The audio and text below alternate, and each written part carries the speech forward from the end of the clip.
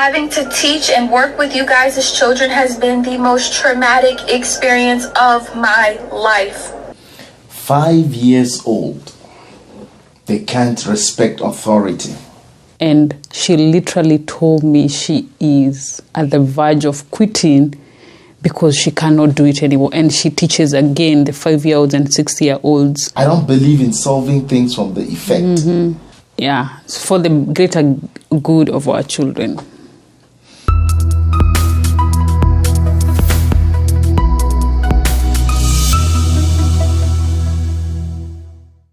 Welcome back, dear listeners, to another episode of J is Mike.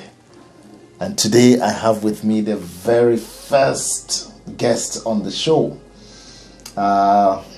Today we're going to be talking about two very important and crucial questions, especially pertaining children for our society. The first one is, are our children okay? And of course, the second one is, what should we look out for in the next 15 years or 20 years to come, given the behaviors of our children today? And I'm talking about children from the ages of 5 years, all the way to when they're finishing high school. So sit back. I'll have to let my guest introduce herself. Welcome to the show. Thank you very much. Thank you for having me. My name is Wamboi Wedira, and I'm happy to be on J is Mike. And yay, I'm the first guest. So kudos to that. And let us have some fun. So before we dive into those two questions, I'd like you to take a listen to what I found on social media, which resonates so much with what one of my friends told me over the week. Let's listen. Parent and your child is in pre-K to elementary school to high school, I'm calling you out. The children today, I have never experienced, and I'm 22. Having to teach and work with you guys as children has been the most traumatic experience of my life. I teach 5-year-olds ballet. 5-year-old girls ballet. I have a class of 10 students. They don't respect any authority. You ask them, can you stand in your designated spot? They're telling you no and shut up. They're throwing things at each other. They're throwing things at other people, other classmates. 5 years old. They can't respect authority. What do you have to say about this? I know that my guest here is a young mom, and I'm sure this resonates with you, what you think about your kid. Let's say in 15 years to come, in 5 years to come. Mm-hmm. So what do you think is going on? This is very disheartening, and I've been watching a ton of videos on TikTok about educators, teachers calling out on parents specifically and saying how they are having a hard time at school with kids who will not listen to any authority. Their concentration span is at almost zero. It is just a cry out for help. And again, I also have a personal friend, a very close friend of mine. She is an educator, and she literally told me she is at the verge of quitting because she cannot do it anymore. And she teaches again the 5-year-olds and 6-year-olds. Yeah, so it's a I don't know, can we call it a pandemic? I don't know, but I don't know where we went wrong. Yeah, so as a society. So you have a friend who is a teacher. Yep. And she's also experiencing the same thing. Yes. Now, if you are a parent, I want to ask this question to you. Do you think this is just all about peer pressure? Do you think as parents there is something different that can be done? Do you think there is something that is wrong with our kids? Do you think your kids are okay? If at 5 years old we have children disrespecting authority in the way that they do. And this is something we're specifically talking about America, because the United States, because this is where we are, and we are not sure what's happening in other continents.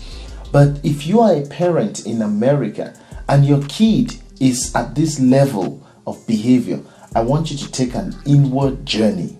Ask yourself, how are my kids behaving? How are they responding to authority?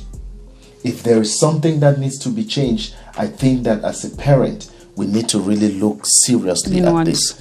Because when I was growing up, 5 years old, yeah, there's no way. 5-year-old, our work was to wake up, eat, play, do it all over again, and perhaps go to school for those who went to school early, like you. But some of us were, that was it. And it was simple instruction. If you are told no, is a no. If it's a yes, it's a yes. If you are told come, you come. If you're told to go, you go. I'm not saying kids should not express themselves, but we cannot have outright disrespect to authority. And what are we doing to them? They are what we say, they are the citizen of tomorrow. So if we are here saying these are the citizens of tomorrow, then what are we doing to the country? These are the people who will be 20 years from now, 15 years from now, will go out there. And so how will this nation function? That's it. I don't want to. I'm not doing that. You don't get to tell me what to do. You're not my mom. You confront the parent. The parent tries to argue with you and fuss at you because you tried to reprimand and redirect their kid. I told a young little girl, please sit in your spot. You're not my mom. You don't tell me what to do. Okay. When her mom came to pick her up, I said, hey, your daughter's having a hard time following instructions. And 7 times today I've had to redirect her to just sit in her spot. Well, clearly she didn't want to sit. And mind you, this is a mom. Clearly she didn't want to sit right there. So, if she telling you she don't want to do something, why keep asking her to do it? You know she's not going to do it. What world do we live in? Now that is the parent. You take your child to somebody who you believe is an expert to transfer knowledge. And you don't give this person any liberty to even help this child, to even train this child. The teacher is telling you, is asking you to do something about your unruly 5-year-old daughter. And the parent says, of course, if she didn't want to stand there, it means you could clearly see that she did not want to stand there. Why do you keep asking her to do something and she has told you she doesn't want to do it? Why don't you take that child home and train the child yourself? If the child will come to school to study and the child does not want to do what they tell her to do, what's your take about that?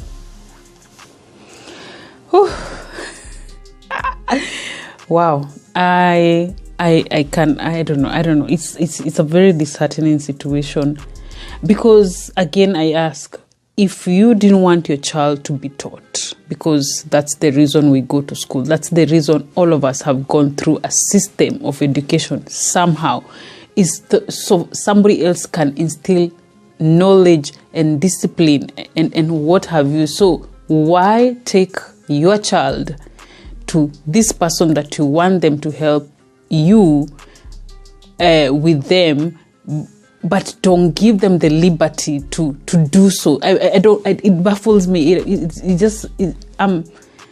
I'm just left wondering, where did we go wrong? Where did we go wrong? Where did it start? And again, I'm not cutting you short. Talking about giving teachers the room to at least caution these children and train them. We are not talking about the extremities that we see in some other places or in some other parts of the world where teachers have been made the kings and the gods. They can lash children and beat them up and wound them up. We are not talking about that kind of liberty. No. Nobody is talking. We are not advocating for child abuse in the name of authority.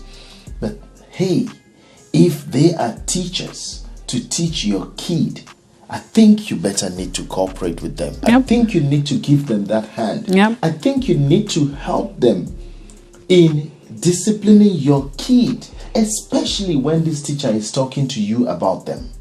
You know, I think parents and teachers need to work hand in hand.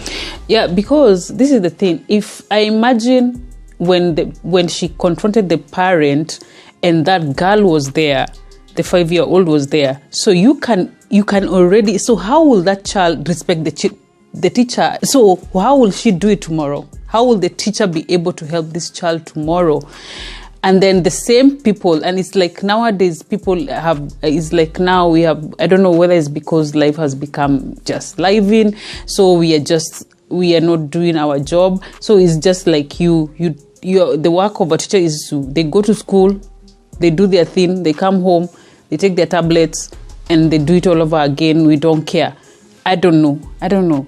Because it's so disheartening to imagine that child had what the mother had to tell the teacher, and God forbid that child will come tomorrow and they need help again from this teacher. Where will the respect come from? The same teacher. I can just imagine how the teacher-student relationship would be tomorrow. Yeah. Now, moving up to some older ages, still this week, I heard it from a very close friend of mine whose child was called from school. Was it the child called from school? And the reason? Because one of the middle school students had overdosed themselves with drugs and they became violent in class. Middle school children, violent in class, injuring other people. They had to close school for the day. We're talking about 13 to 15-year-old kids. And we're talking about America, where when you hear this call from your teacher, I would need you to come and pick your kid, the first thing that comes to your mind is, with all this crazy gun violence that we have, this friend of mine was panicking. The other day on TV, another child who was reported by a friend, another child was plotting to kill 8 children in their class. 8 children in their class. And a teacher. And one teacher. This is what he confided in a friend and told his friend, if you dare say a word, I'm coming for you. Guess what? Thank God this kid had some moral upbringing. This kid could not stay quiet. This kid had to let somebody know. So, apart from the insecurity, making the school environment unsafe, I'm just wondering, 15 years from now, this 5-year-old kid will be 20 years. I'm just wondering if this 5-year-old kid can behave like this today, now, what will happen when they are 20? If this 15-year-old kid can behave like this now, what will happen when they are 30? I'm just asking very simple question. And this begs the question. I am very aware of how busy parents are in America. The hustle of work, bills, and everything, day in, day out, is a routine. So when your kid gets to school going age, for some parents it's like freedom. No, I don't think it should be freedom for you. I think it should be a time when you know that your child's upbringing has to be done between you and school. Guess what? They don't only go to school to meet teachers, they go to school to meet their peers. And so you can even train them so well at home. But when they get out of the house, guess what? How many hours do they spend in school versus how many hours do they spend with you? So you have to take it seriously. You have to get the teacher on toes. You have to support the teachers. You have to be with the kid when they come from school. You have to do daily checks. It's a constant process. And I believe that if parents can just partner with teachers in this. I've heard some parents saying, oh, why do I have to be involved in my kids' you're paid to do that. I'm paying somebody in school. Yeah, you're paid to do that. It's your job. So why should I get involved? Sad. that for me, I really think it's worth examining. We need to look at what needs to change. What needs to change. Now, if you're an African parent, you probably have moved to the United States. You brought your children who you had when you were in Africa. And I'm saying this because I have a personal experience with yet another friend who brought in a 4-year-old from Africa. And this child has only been in the United States for 1 year, 8 months. And this child is already sent back because this child went to school at the age of 6. This child is 6 years. This child is 6 years, went to school and became a problem. This child will call the school. This child will call 911 on their dad, and their mom, telling the police they have not eaten on time. Their parents are not making them sleep on time. What in the world? And so if you're an African parent, you're living in the United States, and you resonate with what we're talking about, discipline of your children, drop us a comment. Let us know how you're handling it. Let us know, help other people understand how to handle this situation. She's a young parent. Maybe she'll learn from you. Yeah. But if you're having this problem, I can assure you something has got to be done. What do you think about African parents who probably the culture from which I was trained, the culture from where I grew, it's a shock to me. Yeah, it's a shock. Like you're saying, we grew up in a very different kind of society. I know part of how we were raised was not as the coolest or the best ways. Our parents did what they were able to do with their little information. But again, I also take so much pride in how we were raised. We were raised as a society. You could do something and you fear for the neighbor not to tell your parent that you did something wrong because you knew somebody will come for you, or somebody will put you into accountability. So it made us be very wary of the society. I'm not just shield. It's not just my mom or my dad. Here, I cannot do this because my neighbor will see, or so and so will see, and they will go and report me. Even at school, you would, if you did something and the teacher even said, I'm going to report this to your parent, it was like you even go to your knees and beg them, please don't tell them, let us just deal with this situation. But nowadays we have and the thing is, I've seen on the comments, a few comments I've been reading, and they're saying is us the millennial parents that are doing deserving to now the gen, they call what, the Gen Alpha.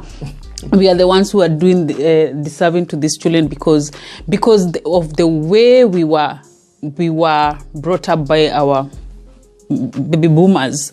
So the way they brought us, raised us, is we are overcompensating with our children, such that we have forgotten now to raise them. You understand? You know what? My mom was very strict with me, so I don't want to. I don't want my children to grow with that. So you put your guard down, and then guess what? You put your guard down. They are 1 year. You put your guard down. They're 2 years. You put your guard down. They're 10 years, and you cannot control that. Great. And then guess what? 10 years, 20 years to come, they are citizens, and then the world does not care. The world doesn't care. The world does not care. Said it all. The world does not care. You will care. They are your children. You will care for them. You can die right. I know parents can die right for their children, but the world out here is as cruel as it can be, and it will not care. It will not spoil. It will not spare them. You understand? So if we don't do something as parents, yes, I understand we don't want to repeat the mistakes of our parents, but again, we cannot also. There's a very thin line between gentle parenting and neglect of of parent. Giving your parental roles.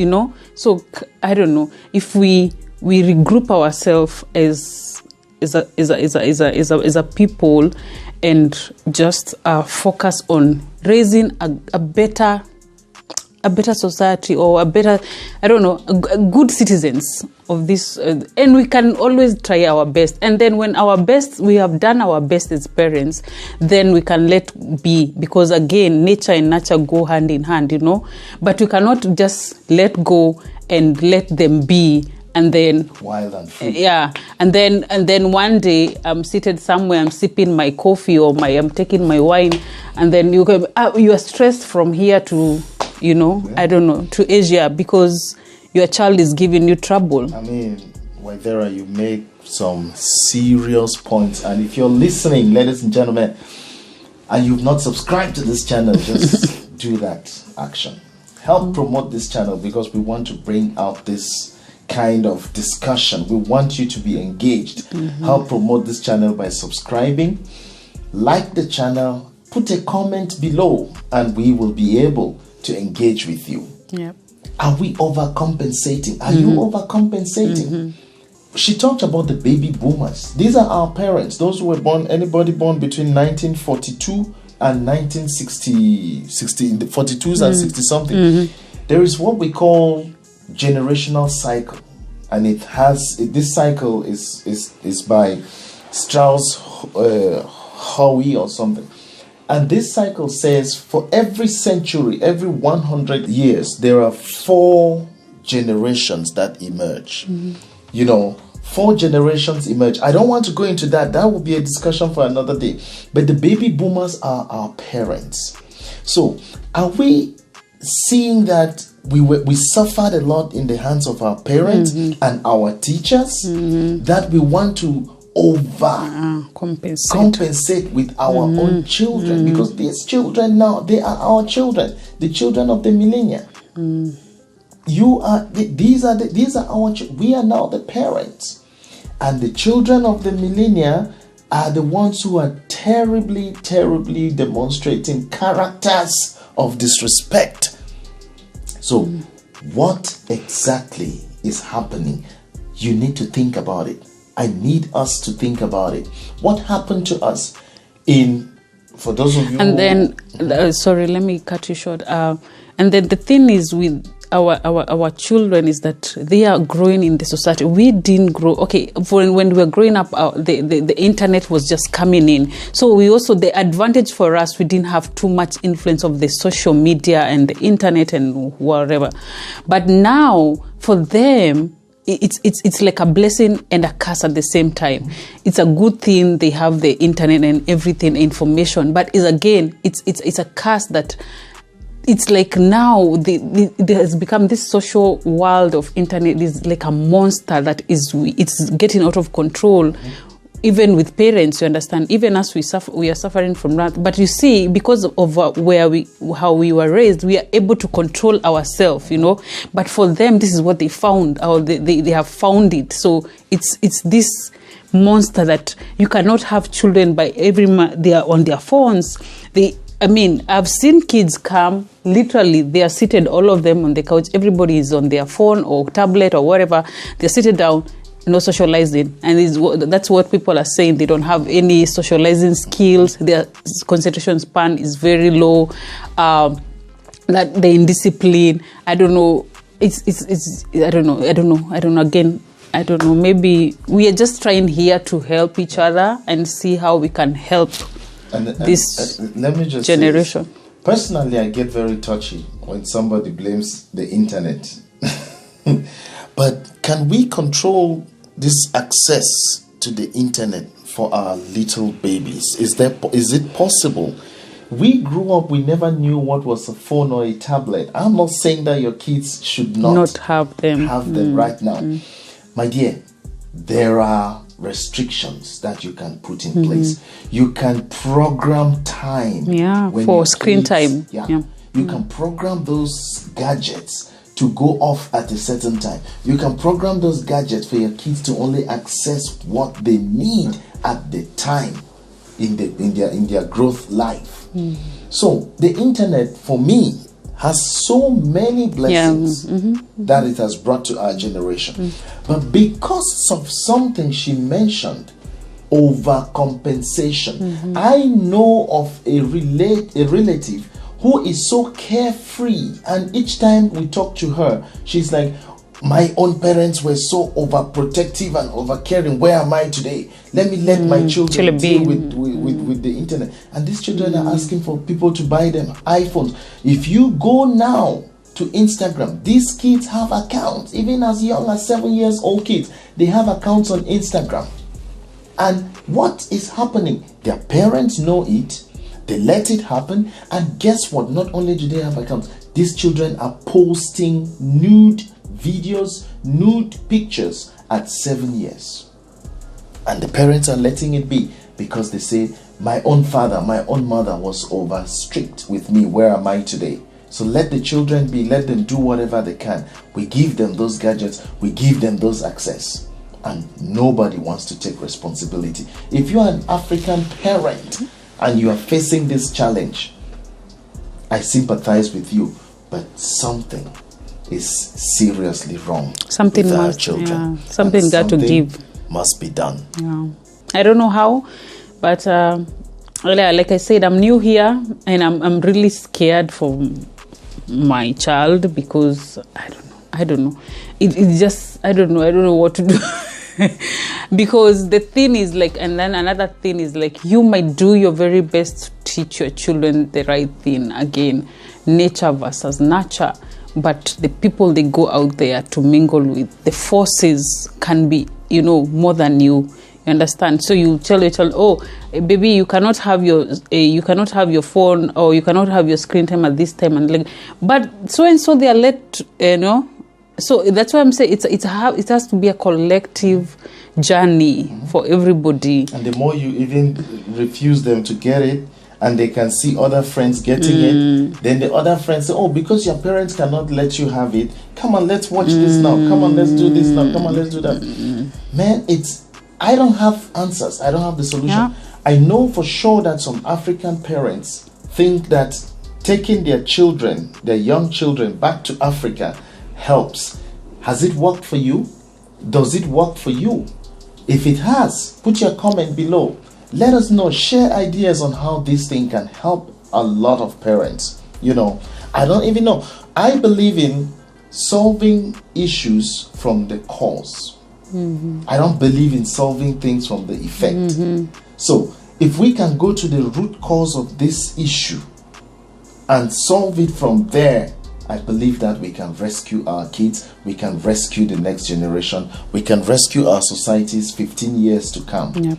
So let us know what you're doing. And this is not just about Africans. If you are a Caucasian, if you're an American parent and you have it all going for your kid, share your idea, help somebody, help another parent. We try to break the boundaries, we try to break the borders. We come from Africa, and we definitely understand that the training we got there is a shock when we come here and see what's happening here in the United States. But hey, if you are a US citizen, if you are an American, born American, and this thing is working for you, share your ideas with us, man. We are frustrated. I can tell you for sure. We are frustrated. The way we were brought up in Africa is different from the way our kids are being brought up here. So the society kind of puts us in a cage.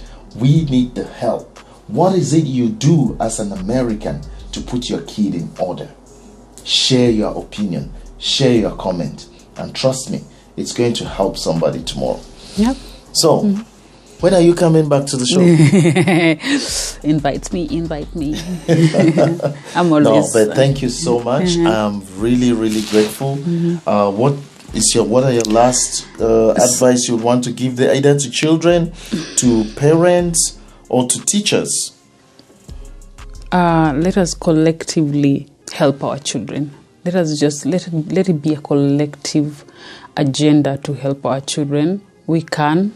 It has been done before, and I know it can be done. So, and yeah, let us hang in there. Let us hang in there. I know it's tough, but yeah, we shall pull through. I am positive we shall pull through. But let us help each other. Yeah, for the greater good of our children. There you have it. Until next time, this is J. Is Mike. Thank you for watching. Thank you for listening. Leave your comments. Just touch the subscribe button for us. It helps me a lot to promote this channel and to bring these good words to other people. And if you're planning to come over to America, make sure you prepare your mind, because trust me, culture shock. Bye-bye. Bye.